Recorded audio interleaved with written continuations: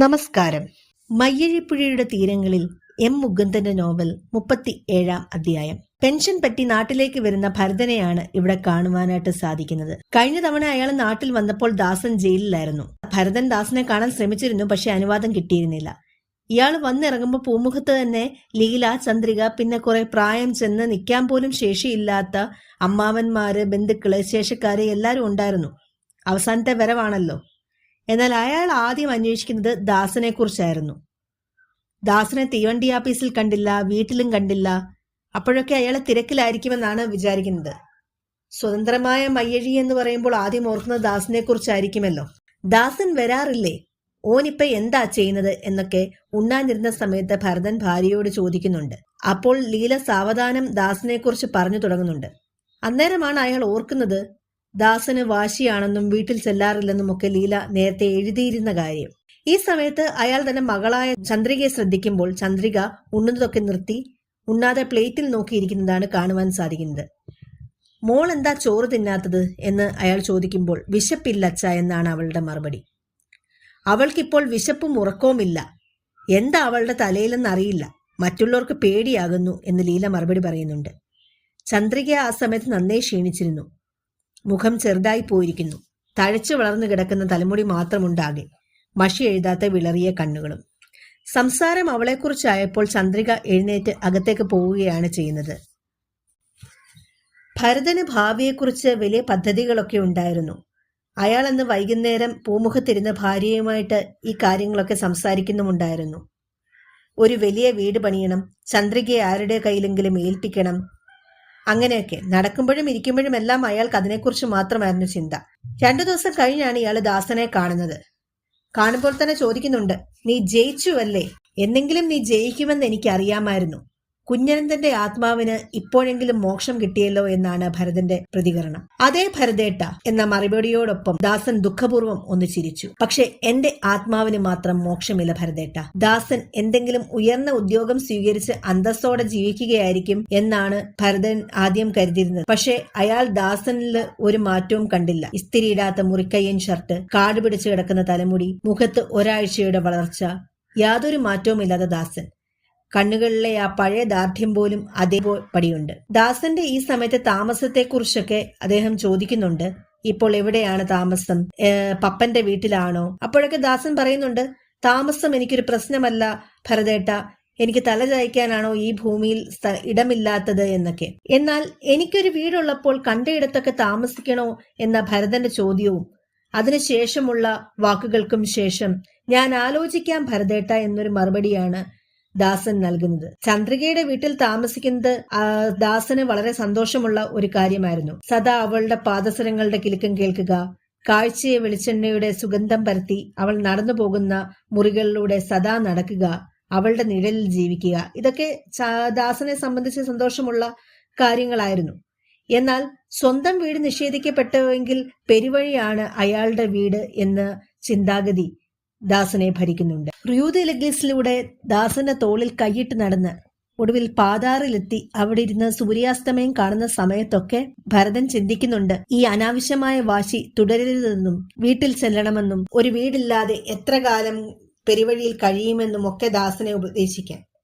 എന്നാൽ ഇതെങ്ങനെ അവനോട് പറയും എന്നുള്ള ചിന്ത, എങ്ങനെ അവനെ ഉപദേശിക്കും എന്നുള്ള ചിന്ത ഭരതനെ ഭരിക്കുന്നുണ്ട്. പ്രായം കൊണ്ട് ദാസൻ തന്റെ മകനാണ് എങ്കിലും അവന്റെ മുമ്പിൽ നിൽക്കുമ്പോൾ താൻ ചെറുതായി പോകുന്നു എന്ന് അയാൾക്ക് തോന്നി. അവിടെ ഒരു ചോദ്യമുണ്ട്. പ്രായം കൊണ്ട് ദാസൻ തന്റെ മകനാണ് എങ്കിലും അവന്റെ മുൻപിൽ നിൽക്കുമ്പോൾ താൻ ചെറുതായി പോകുന്നതായി അയാൾക്ക് തോന്നുന്നു.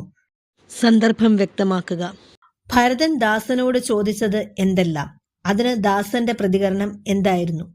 അതിനുത്തരമായിട്ട് ഭരതൻ നാട്ടിൽ വന്ന് 2 ദിവസങ്ങൾക്ക് ശേഷം ദാസനെ കാണുന്ന കാര്യവും ജയിച്ചുവല്ലേ എന്നുള്ള ചോദ്യവും അതിനോടനുബന്ധിച്ചുള്ള കോൺവെർസേഷൻസും, അതേപോലെ തന്നെ ഇപ്പോൾ എവിടെയാ താമസം എന്നുള്ള ഒരു ചോദ്യവും അതിനോടനുബന്ധിച്ചുള്ള കോൺവെർസേഷൻസും കവർ ചെയ്ത് ആൻസർ എഴുതണം. അതേപോലെ തന്നെ ഭരതൻ ദാസനെ കുറിച്ച് അന്വേഷിച്ചപ്പോൾ ചന്ദ്രികയുടെ പ്രതികരണം എന്തായിരുന്നു എന്നുള്ള ഒരു ചോദ്യവും അവിടെ വരും. അതിനുത്തരമായിട്ട് ഭരതൻ പെൻഷൻ പറ്റി നാട്ടിൽ വന്നപ്പോൾ ദാസനെ കാണുവാൻ ആഗ്രഹിച്ചെങ്കിലും കണ്ടില്ല എന്നുള്ള കാര്യവും, ഉണ്ണാനിരുന്ന സമയത്ത് ഭാര്യയോട് തിരക്കുമ്പോൾ ഭാര്യ പറഞ്ഞ മറുപടിയിൽ നിന്ന് ദാസന്റെ ഓരോ കാര്യങ്ങളും ഓർത്തെടുക്കുന്നതും. ഇതേ തുടർന്ന് ചന്ദ്രിക അതിനുള്ള പ്രതികരണമായിട്ട് ഉണ്ണാതെ ഇരിക്കുന്നതും, പ്ലേറ്റിൽ നോക്കിയിരിക്കുമ്പോൾ എന്താണ് ഉണ്ണാത്തതെന്ന് ചോദിക്കുമ്പോൾ വിശപ്പില്ല എന്ന് അവൾ മറുപടി പറയുന്ന കാര്യവും, അവളിൽ വന്നിരിക്കുന്ന ശാരീരികമായ മാറ്റങ്ങൾ, അവളുടെ മുഖം ചെറുതായി പോയതും, അവൾ നന്നേ ക്ഷീണിച്ചതും, വിളറിയ കണ്ണുകൾ, മഷി എഴുതാത്ത വിളറിയ കണ്ണുകളും, അതേപോലെ മുടി മാത്രം തഴച്ചു വളർന്നു കിടക്കുന്ന അവസ്ഥയും ഒക്കെ വിശദീകരിച്ച് ഉത്തരമായി എഴുതണം. ദാസന്റെ നിലപാടുകളോട് യോജിക്കുവാൻ കഴിഞ്ഞില്ല എങ്കിലും തന്റെ ആശയങ്ങൾ എങ്ങനെ അവനോട് പറയും, അവനെ എങ്ങനെ ഉപദേശിക്കുമെന്ന് ശങ്കിച്ചിരുന്ന ഭരതൻ അവസാനം സൂര്യൻ അസ്തമിച്ചപ്പോൾ, കടൽ വിളറി ഇരുണ്ടപ്പോൾ അയാൾ പറയുക തന്നെ ചെയ്തു എന്നാണ് പറയുന്നത്. ഞാൻ പോകാം, ദാസൻ പറഞ്ഞു. അച്ഛനാണ് എന്നെ ആട്ടിയിറക്കിയത്. അച്ഛൻ എന്നെ തിരിച്ചു വിളിക്കട്ടെ. ദാസന്റെ ഈ മറുപടിക്ക് നിന്റെ അച്ഛൻ അത് ചെയ്യുകയില്ല എന്ന് ഭരതൻ തിരികെ പറയുകയായിരുന്നു. ഞാൻ വിളിച്ചിട്ട് ഓൻ ഈ പടി കയറുകയില്ല എന്നുള്ള റൈറ്ററുടെ മറുപടിയെ ഭരതൻ അന്നേരം ഓർക്കുകയാണ്. നിനക്ക് നിന്റെ അച്ഛനോട് ക്ഷമിച്ചുകൂടെ? നിന്നെ ചൊല്ലി ധാരാളം സഹിച്ചവനാണ് നിന്റെ അച്ഛൻ, ജയിലിൽ പോയവനാ എന്നൊക്കെ ഭരതൻ ദാസനോട് പറയുന്നുണ്ട്. എന്നാൽ ദാസന്റെ അപ്പോഴത്തെ മറുപടി വ്യത്യസ്തമായിരുന്നു. അത് മയ്യഴിയുടെ സ്വാതന്ത്ര്യ സമരത്തിന് വേണ്ടി അച്ഛൻ നൽകിയ സംഭാവനയാണ്. ഒരു രാജ്യത്തിന്റെ സ്വാതന്ത്ര്യം ചില്ലറ കാര്യമല്ല, അത് ചോരയും കണ്ണീരും ആവശ്യപ്പെടുന്നു. ഭരതൻ മൂകനായി എന്നാണ് പറയുന്നത്. ഒരു രാജ്യത്തിന്റെ സ്വാതന്ത്ര്യം ചില്ലറ കാര്യമല്ല, അത് ചോരയും കണ്ണീരും ആവശ്യപ്പെടുന്നു. സന്ദർഭവും ആശയവും വ്യക്തമാക്കുക. പെൻഷൻ പറ്റി നാട്ടിൽ വന്ന ഭരതൻ ദാസനോട് ആവശ്യപ്പെടുകയാണ് അവൻ തന്റെ വീട്ടിലേക്ക് തിരിച്ചു പോകണമെന്ന്. എന്നാൽ തന്നെ ആട്ടിയിറക്കിയ അച്ഛൻ തന്നെ തിരിച്ചു വിളിച്ചാലേ താൻ വീട്ടിലേക്ക് പോവുകയുള്ളൂ എന്ന് ദാസൻ മറുപടി പറയുമ്പോൾ റൈറ്ററെ നന്നായിട്ട് അറിയാവുന്ന ഭരതൻ പറയുകയാണ് ദാസന്റെ അച്ഛൻ ഒരിക്കലും അത് ചെയ്യുകയില്ല എന്ന്. അയാൾ മകന്റെ മുമ്പിൽ തല കുനിക്കുകയില്ല എന്ന്. അച്ഛനോട് ക്ഷമിച്ചുകൂടെ? അച്ഛൻ ദാസന് വേണ്ടി ഒരുപാട് സഹിച്ചവനാണ് എന്ന് പറയുമ്പോൾ, ജയിൽവാസം വരെ അനുഭവിച്ച കാര്യമൊക്കെ എടുത്തു പറയുമ്പോൾ, റൈറ്ററുടെ ജയിൽവാസം മയ്യഴിയുടെ സ്വാതന്ത്ര്യ സമരത്തിന് അദ്ദേഹത്തിന് സംഭാവനയാണ് എന്നായിരുന്നു ദാസന്റെ മറുപടി. മാത്രമല്ല, ഒരു രാജ്യത്തിന്റെ സ്വാതന്ത്ര്യം ചില്ലറ കാര്യമല്ലെന്നും അത് ചോരയും കണ്ണീരും ആവശ്യപ്പെടുന്നുവെന്നും ദാസൻ ഭരതനോട് മറുപടി പറയുകയാണ് ചെയ്യുന്നത്. സ്വന്തം അച്ഛന്റെ ജയിൽവാസത്തെ പോലും നാടിന്റെ സ്വാതന്ത്ര്യ സമരത്തിന്റെ ഭാഗമായി കാണുന്ന ദാസന്റെ ഒരു കാഴ്ചപ്പാടാണ് ഇവിടെ നമുക്ക് കാണുവാനായിട്ട് സാധിക്കുന്നത്. എനിക്ക് നിന്നോട് വാദിക്കുവാൻ കഴിയില്ല മകനെ എന്ന് പറഞ്ഞുകൊണ്ട് നീ എന്നേക്കാൾ എത്രയോ വലിയവനെന്ന് മനസ്സിൽ ചിന്തിച്ചുകൊണ്ട് പിന്നീട് ഭരതൻ മൂകനാവുകയാണ് ചെയ്യുന്നത്. ദാസൻ പിന്നീട് പലപ്പോഴും ഭരതന്റെ വീട്ടിൽ ചെല്ലുന്നുണ്ട്. എന്നാൽ ലീല പഴയതുപോലെയൊന്നും അയാളോട് സംസാരിക്കുകയോ കളിക്കുകയോ ചിരിക്കുകയോ ഒന്നും ചെയ്തില്ല. ലീലയുടെ കണ്ണുകൾ സദാ അയാളുടെ പുറകെ ഉണ്ടാകുമെന്നാണ് പറയുന്നത്.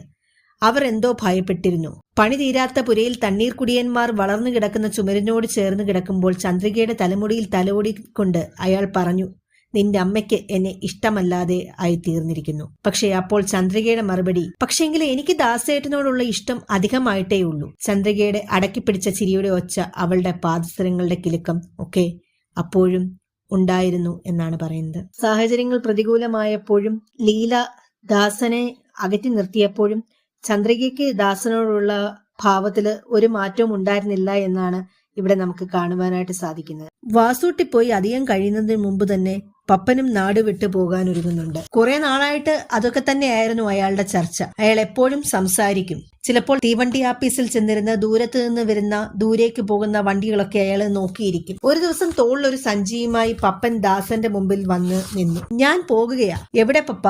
എനിക്കറിയില്ല.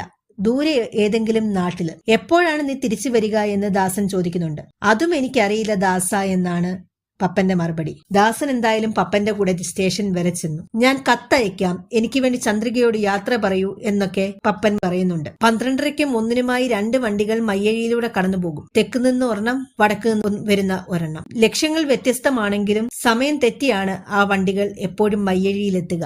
ആദ്യം വരുന്ന ഏതാണോ അതിന് താൻ കേറും എന്നാണ് പപ്പൻ പറയുന്നത്. അയാൾക്ക് ലക്ഷ്യമില്ലായിരുന്നു. തീവണ്ടി കാത്തു നിൽക്കുന്ന സമയത്ത് പപ്പൻ ദാസനെ ഓർമ്മിപ്പിക്കുന്നുണ്ട്. ദാസ, നീ എന്തെങ്കിലും ഒരു തീരുമാനമെടുക്കണം. എത്ര കാലം നീ ഇങ്ങനെ നടക്കും? അതിന് മറുപടിയായി ദാസൻ പറയുന്നുണ്ട്, ഞാൻ ചിലതൊക്കെ തീരുമാനിച്ചിട്ടുണ്ട്. കൂർ കോംപ്ലമെന്ററിയിൽ ഒരു അധ്യാപകന്റെ ഒഴിവുണ്ട്. വിഷമമില്ലാതെ അത് കിട്ടും. പ്ലാസ് ഡാർവിനടുത്ത് സങ്കരവർഗക്കാർ തിങ്ങിപ്പാർക്കുന്ന സ്ഥലത്ത് ഒരു മുറി വേണമെങ്കിൽ കിട്ടും. ദാസന്റെ ഈ ചിന്തകളൊക്കെ കേട്ടപ്പോൾ പപ്പന് ഏറെക്കുറെ സന്തോഷമായി. നമ്മൾ പുതിയ മേച്ചിൽ സ്ഥലങ്ങൾ കണ്ടെത്തുകയാണ്, പപ്പൻ മറുപടി പറഞ്ഞു. ദൂരെ വണ്ടിയുടെ ഇരമ്പൽ കേട്ടു. പപ്പൻ വാക്ക് പാലിച്ചു. ആദ്യം വന്ന വണ്ടിയിൽ അയാൾ കയറി. ഞാൻ തിരിച്ചു വരും എന്നെങ്കിലും എന്ന് പപ്പൻ പറഞ്ഞു. നീങ്ങിപ്പോകുന്ന വണ്ടിയിൽ പുറത്തേക്ക് നോക്കി നിന്നുകൊണ്ട് പപ്പൻ കൈവീശിക്കൊണ്ടേയിരുന്നു. വണ്ടി കണ്ണിൽ നിന്നും മറയുന്നത് വരെ ദാസൻ നോക്കി നിന്നു. പിന്നീട് സാവധാനം അയാൾ തിരിഞ്ഞു നടന്നു. വാസൂട്ടി പോയി അധിക നാൾ കഴിയുന്നതിനു മുമ്പ് തന്നെ പപ്പനും നാടുവിട്ട് ലക്ഷ്യമില്ലാതെ ഒരിടത്തേക്ക് പോകുന്ന കാഴ്ചയാണ് ഇവിടെ നമുക്ക് കാണുവാനായിട്ട് സാധിക്കുന്നത്. ഇവിടെ ഒരു ചോദ്യമുണ്ട്. പപ്പൻ നാട് വിട്ടുപോയത് എന്തുകൊണ്ട്?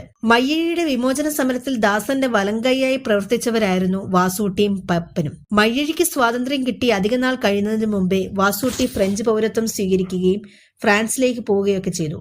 വാസൂട്ടി പോയി അധികം കഴിയുന്നതിന് മുമ്പ് പപ്പനും നാട് വിട്ടു പോവുകയാണ് ചെയ്യുന്നത്. തനിക്ക് തന്നെ എന്തെന്ന് അറിഞ്ഞുകൂടാത്ത ഏതോ ഒരു രാജ്യത്തിലേക്ക് എന്നാണ് പറയുന്നത്. ഒരു ദിവസം തോളിൽ ഒരു സഞ്ചിയുമായി പപ്പൻ ദാസന്റെ മുമ്പിൽ വന്നു നിന്ന കാര്യവും ദാസനുമായിട്ട് അയാൾക്കുണ്ടാകുന്ന സംഭാഷണങ്ങളും ഒക്കെ ഇതിന് ഉത്തരമായി എഴുതണം. അതിനുശേഷം ലക്ഷ്യമില്ല എന്നുള്ള കാര്യത്തെ ഉറപ്പിക്കും പോലെ 12:30ക്കും 1-നുമായി വരുന്ന 2 വണ്ടികളിൽ ആദ്യം വന്ന വണ്ടി, സമയം തെറ്റിയാണ് ആ വണ്ടികൾ വരുന്നത് എന്നുള്ള കാര്യവും, അതിൽ ആദ്യം വന്ന വണ്ടിക്ക് പപ്പൻ കയറി അവിടെ നിന്നും യാത്ര തിരിക്കുന്ന കാര്യവും ഉത്തരത്തിന്റെ ഭാഗമാക്കണം. ഇങ്ങനെ 37-ാം അധ്യായം അവസാനിക്കുമ്പോൾ 38-ാം അധ്യായത്തിലെ കാഴ്ചകളുമായിട്ട് അടുത്ത ക്ലാസ്സിൽ കാണാം. നന്ദി, നമസ്കാരം.